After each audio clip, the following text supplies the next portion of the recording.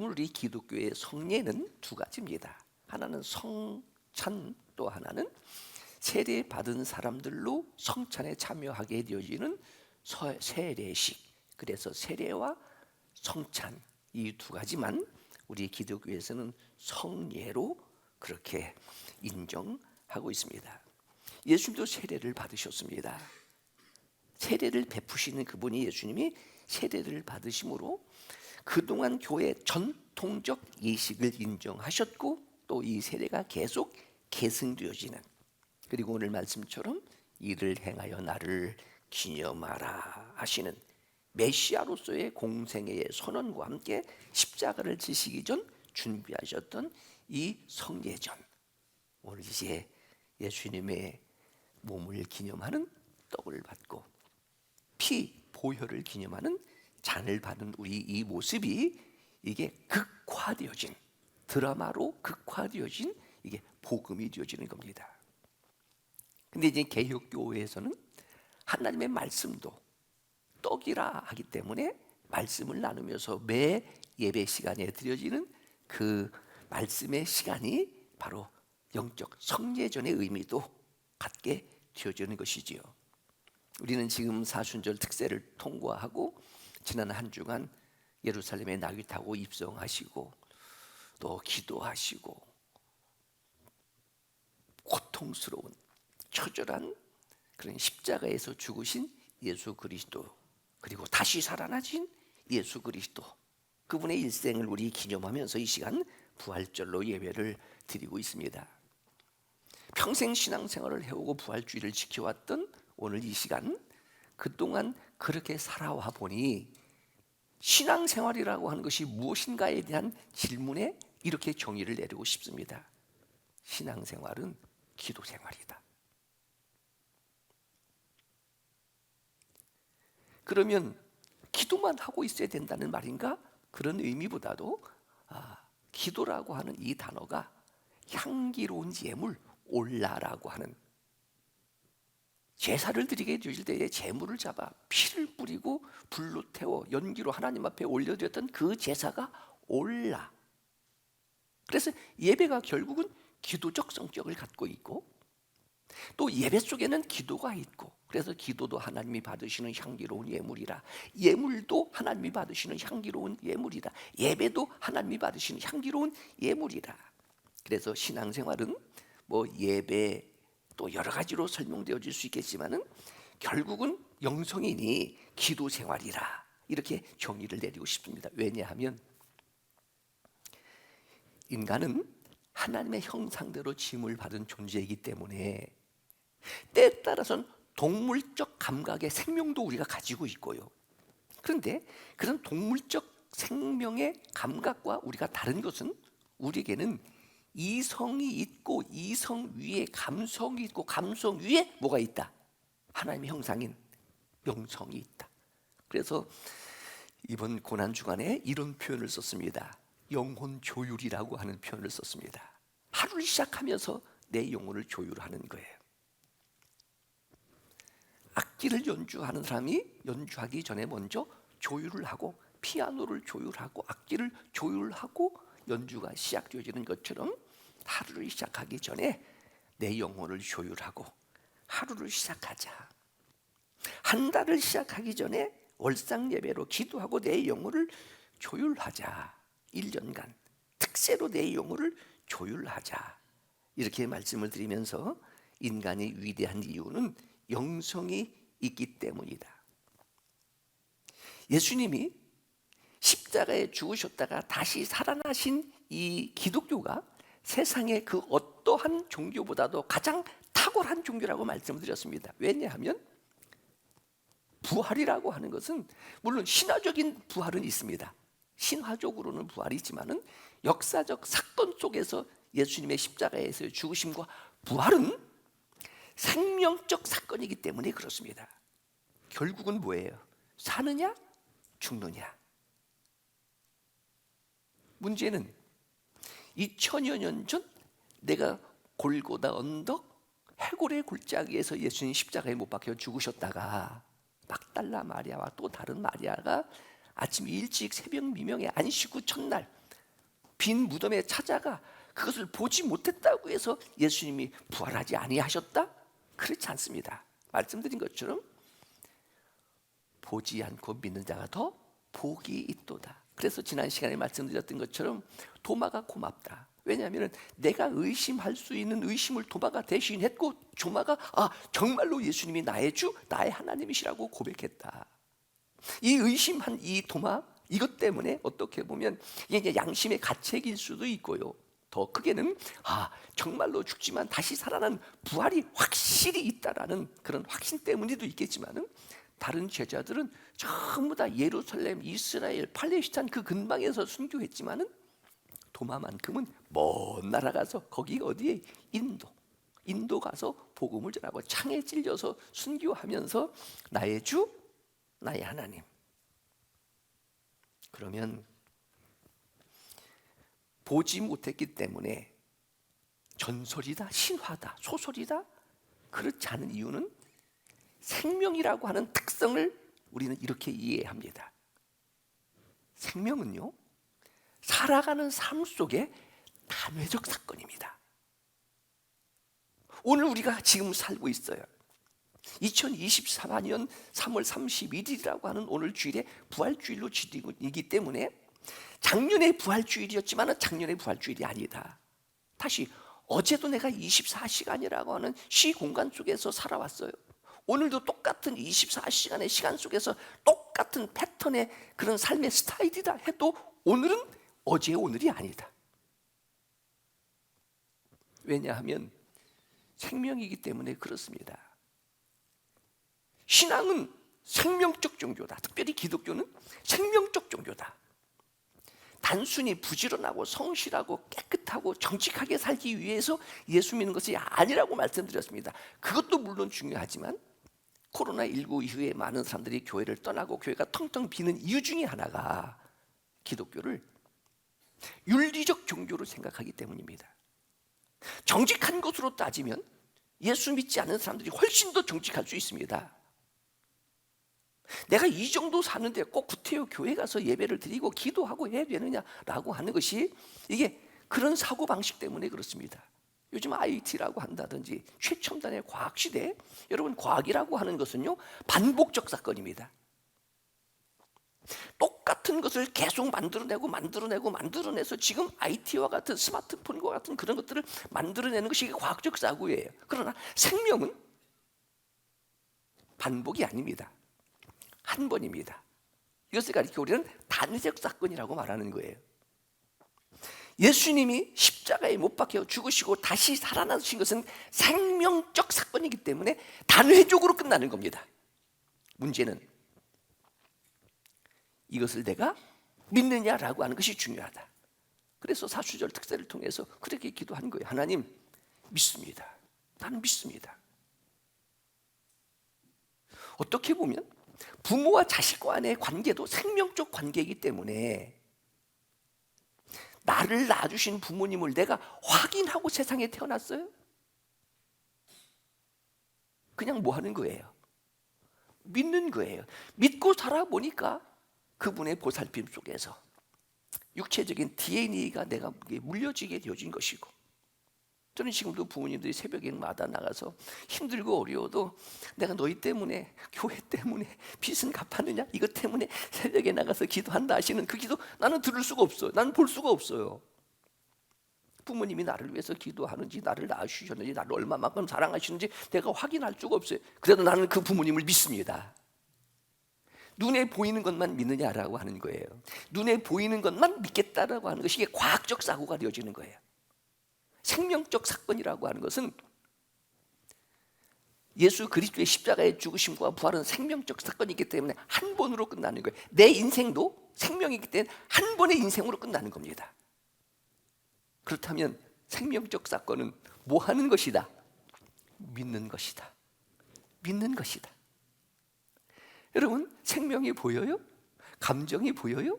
이성이 보여요? 지금 현재 지금 어떠한 마음이 있느냐? 내가 지금 겸손하다, 그냥 이렇게 하고 있으니까 겸손이 보여요? 보이지 않냐니까 없다고 말하는 것은 과학적 사고라고 말씀드렸습니다. 예수님 부활하셨습니다. 오늘 봉독한 본문은 예수님의 부활에 대한 확실성, 어떻게 보면 증거, 예수님이 다시 살아나셨다고 하는 증거. 그러니까 이들이 예수를 믿게 되어지는 이유가, 초대교회 때부터 그 이유가 예수님의 산상소원을 들으니까 설교가 너무너무 은혜가 되고 감미롭다 해서 그가 예수를 믿게 되어진 것도 아니고, 예수님이 죽은 자들을 살리고 뭐 기적을 일으키시니까 경이롭다 해서 한 것이 아니고, 결국은 뭐예요? 예수님 십자가에 못 박혀 죽으셨지만 다시 살아나신 이 예수를 구주로 고백하고 믿으면 누구든지 멸망치 않고 영생을 얻는다는 이 진리 때문에 예수 믿게 되어지는 거예요. 조금 힘들고 어려워도 단회적 사건의 인생 속에 절대로 후회하지 아니하는 것은, 아니 보람이 있고 가치가 있고, 더 크게는 분명히 우리도 부활하게 되실 것은 성경의 진리를 믿기 때문입니다. 하나님을 믿기 때문입니다. 무엇으로 믿는 거예요? 마음으로 믿는 거예요. 그런데 마음으로 믿는 이 믿음이 뭐라고요? 십자가에 못 박혀 죽으셨다가 다시 살아나신 그 예수 그리스도를 마음으로 믿어 의에 이르고 입으로 시인하여 구원에 이르느니라. 예수 믿는다는 건 뭐예요? 내가 그리스도와 함께 십자가에 못 박혔나니. 주님이 죽으신 것처럼 주님과 나와의 믿음이라고 하는 것은요, 연합적인 의미를 갖고 있어요. 연합이라고 하는 것은 두 물건을 하나로 해가지고 테이핑하는 거예요. 테이핑. 옛날에 결혼식을 하게 될 때 지금도 생각이 나요. 신랑 신부를 끈으로 묶어요.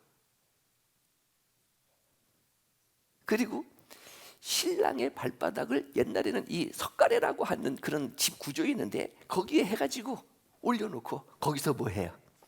이거 다다미라고 하는 이 뭐지? 방망이로 신랑의 발바닥을 때리는 거예요. 때리는 건 신랑이 맞는데 아프다고 소리 지르는 건 누구예요? 신부. 이 모습을 봤어요? 옛날에 이 모습을 봤어요? 그러니까 둘을 묶어놓는 것. 둘은 둘인데 하나라. 이게 신비한 거거든요. 내가 예수를 영접했다라고 하는 것은 둘인데 하나가 되어지는 거예요.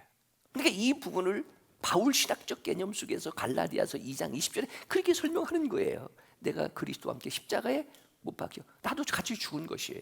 그런데 내가 지금 이렇게 혼자 살아있는 것 같아요? 내가 이 육체 가운데 사는 것은 나를 위하여 자기 몸을 버리신 예수 그리스도를 믿는 믿음으로 사는 것이라. 그러니까 의인은 오직 믿음으로 말미암아 살기를 할 때 이 믿음은 십자가에 못 박혀 죽으셨다가 다시 살아나신 예수 그리스도를 나의 구주로, 따라하겠습니다. 예수님은 나의 구주이십니다. 믿어지느냐 하는 거예요. 믿어지느냐. 놀라운 것은 믿어져요. 믿어져. 이것이 내가 거듭난 증거라, 내가 구원받은 증거라, 조금 더 깊이 선택받은 증거라. 어머니 모태에서부터, 아니 창세전에 예수 그리스도 안에서 하나님이 너희를 선택하신 이 증거라. 그러니까 우리는 이 세상에 우연히 사는 것이 전혀 아니에요. 던져진 존재가 아니라 사명 가지고 사는 존재들이다. 사명하게 되어지면 꼭 교회 안에서만 주어지는 미션으로 생각되어지는데, 예배드리고 흩어지는 모두가 다 하나님의 보냄을 받은 자리들이라. 오늘 예수님이 십자가에 못 박혀 죽으셨지만 다시 살아나셨다는 첫 부활의 감격과 감동을 누린 첫 증인들이 누구였어요? 여기 보니까 안식 후 첫날, 안식 후 첫날. 누구였어요? 막달라 마리아. 우리가 아는 것처럼 이 막달라 마리아는 귀신 들렸던 여자이잖아요. 다른 마리아, 그때 당시에 이 마리아라고 하는 이름이 우리나라로 말하게 된 영희야, 철수야 했던 그런 보편적인 이름들이에요. 예수님이 십자가에 못 박혀 주시고 아리마대 요셉에 의해서 장사되어졌던 그 무덤을 보려고 갔더니 큰 지진이 나며 천사가 하늘로부터 내려와. 그러니까 오늘 이 내용을 보게 되어지면 뭐 하는 거예요? 예수님의 부활을 목격한 첫 증인이 바로 여인들이었다. 개인적으로 어우 부러워. 영광. 예수님의 12 제자들이 아니라 어떻게 보면 이런 여인들에 의해서 예수님의 무덤이 지금 뭐 했다? 지금 비어있다. 무덤이 지금 비어있다. 그분 뭐 하셨습니다? 다시 살아나셨습니다. 심지어는 예수님을 십자가에 못 박았던 이 로마 병정들조차까지라도 두려워했고, 근데 예수님 뭐 하셨습니다? 다시 살아나신 부활의 증인이 바로 여인들이었다. 그리고 또 한 증인이 있지요. 증인이라고 할 수도 있는 3절 이하의 말씀에 보면 누가 나타나요? 형상이 번개 같고 그 옷에 눈같이 이건을 지키던 자들이 무서워에 떨게 되어졌던 그들이 누구예요? 2절에 보니까 큰 지진이 나며 주의 천사가 하늘로부터 내려와. 히브리서 1장 14절에 보면 천사는요, 하나님이 부리시는 영인데, 영적 존재인데 우리를 돕기 위하여, 성도들을 돕는 영적 존재로 하나님이 만드신 거예요. 우리는 천사를 부러울지 모르지만 천사가 우리를 부러워해요. 찬송가의 가사도 그런 거 있잖아요. 천사가 흠모하겠네. 우리가 그런 거라고요. 예수님의 부활의 엄청난 사건, 죽은 자가 다시 살아났다고 하는 건 이성으로, 인간의 의지로, 과학으로 이해될 수 없는 이런 부분들이 하나님께서 초특급 특사를 보내시는데 누구다? 천사를 보내셔서 막달라 마리아에게, 또 마리아에게 살아나셨다. 너희들이 지금 죽은 예수를 찾는 것, 십자가에 못 박인 예수를 찾는 것 내가 아는데 그분 뭐 하셨다? 6절의 말씀에 보니까 여기 계시지 않고 그가 예언한 대로, 말씀하신 대로 뭐 하셨느니라? 살아나셨느니라. 누구의 증인이에요? 누구의 증거예요? 천사들의 증거다. 중요한 것은 예수님을 사모하고 예수님을 부르고 새벽 미명에 찾아왔던 이 마리아드가, 그 여인들이 천사가 나타나서, 호련히 천사가 나타나서 예수님 살아나셨다라고 말씀하시는 그 말씀을 믿었다는 것, 이것이 중요하다. 이것이 중요하다. 여러분, 우리가 만약에 새벽에 이런 천사의 음성을 들으면 천사의 음성으로 아멘 할 수 있겠어요? 이게 성령의 역사고 이게 성령의 감동이다. 그리고 빨리 부활의 소식을 8절 이하의 말씀에 보게 되어지면, 자, 빨리 가서 주님 살아나셨다고 전하라. 빨리 증인들이 되어지는 거예요. 어떻게 해요? 달려갈세라고 하는 그런 표현들이 있게 되어지고, 미친 운전수, 술 취한 운전수가 운전을 하게 되어지면 올라가 그 운전수를 끌어내려야 되지 않느냐라고 히틀러 시대에 항거했던 본 회포 목사님, 그가 감옥에 갑니다. 꿈을 꾸었어요. 하나님의 심판대 보좌 앞에 줄을 서 있는데 누가 뒤에서 익숙한 목소리가 들린다는 거예요. 가만히 보니까 누구예요? 이게 히틀러예요. 히틀러가 심판대 앞에 나는 억울합니다. 나는 억울합니다. 뭐가 억울하냐? 나는 천국에 있는 줄도 몰랐습니다. 내가 이 세상에 있을 때 아무도 나에게 천국이 있다고 예수 믿으라고 복음을 전해준 사람이 하나도 없었습니다. 나는 억울합니다. 이런 꿈을 꾸고 보네페가 감옥에서도 뭐 하는 거예요? 예수 믿으세요. 복음을 전했다고 하는 그런 이야기가 전해지고 있어요. 예수님의 부활에 대한 첫 번째 여인들의 증거가 있었고요, 천사들의 증거가 있고요, 마지막 결정적인 증거, 오늘 9절 이하의 10절의 말씀입니다. 누구예요? 예수님. 예를 들면 동정녀 마리아가 성령으로 잉태되어지는 아이, 본인이 아니라고 하는데 왜 옆에서 그렇다고 얘기하느냐는 거예요. 오늘도 마찬가지. 예수님이 살아나셨어요.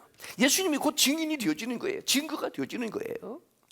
제자들은 다 두려워 도망갔지만, 심지어는 로마 병정들도 두려웠고, 우리가 아는 것처럼 12시부터 3시까지 세상이 어두워졌지만, 모두가 다 뿔뿔이 흩어졌지만, 그래도 살아나신 예수님, 무서워하지 말라.